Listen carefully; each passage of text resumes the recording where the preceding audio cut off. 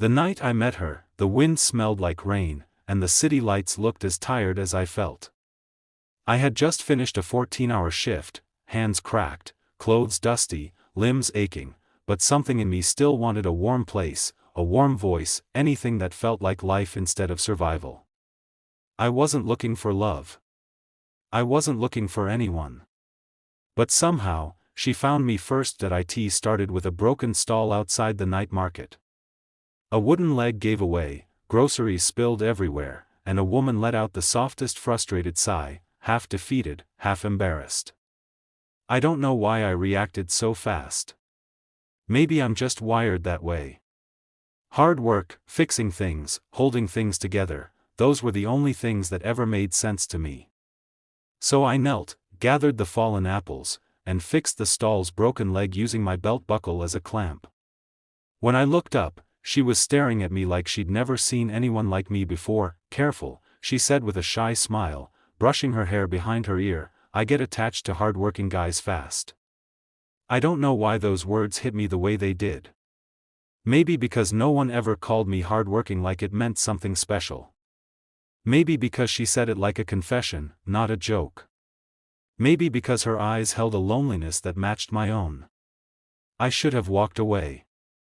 I should have laughed it off, said goodnight, and disappeared into the noise of the night like I always did. But instead, I said, "Then I'll stay tonight." Simple words. Reckless words. Words I didn't plan. But from the moment I said them, something shifted between us, something fragile, something dangerous, something real. Her name was Isla. She sold handmade candles, worked 2 jobs, and still looked like she carried the weight of the world alone. Her stall was more than a stall, it was survival. It was her last hope after her father fell sick, after her dreams of becoming an interior designer collapsed under financial pressure. She told me all of this slowly, cautiously, like she expected me to walk away halfway. But I didn't. She gave me a chair, poured me a cup of warm chai, and talked to me like she had known me for years. And for the first time in a long time, I felt seen instead of used, heard instead of ignored. But life has a cruel sense of timing. While we sat there, laughing like 2 strangers who forgot they were strangers, her landlord arrived, a man with a face shaped by greed and a voice sharpened by arrogance. He didn't look at her the way people look at people. He looked at her the way businessmen look at unpaid rent. "Isla, you have until tomorrow," he said. "If you don't pay, your stall is gone. Your apartment too." I expected her to panic. She didn't. She inhaled deeply, blinked away the sting in her eyes, and simply nodded. I realized then, she was strong. Too strong. Strong in the way people become when life gives them no other choice. "You don't have to pretend with me," I told her when the landlord left. "I'm not pretending," she whispered. "I'm just tired." So I stayed. Not because she needed someone, but because I did. Because her presence calmed something inside me I didn't even know was hurting. We walked home together, her small apartment lit only by a cracked lamp and hope stretched thin.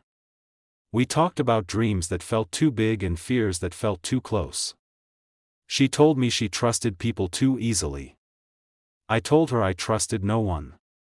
Somehow, those 2 things fit together like puzzle pieces. Near midnight, just as she handed me a blanket to sleep on the couch, she asked softly, "Do you ever stay in one place? Or one life?" I looked into her eyes, the kind of eyes you don't lie to, and I said, "Maybe I will, tonight." And for the first time in years, I slept peacefully, not because I was tired, but because I wasn't alone. Morning arrived with questions I didn't want to face.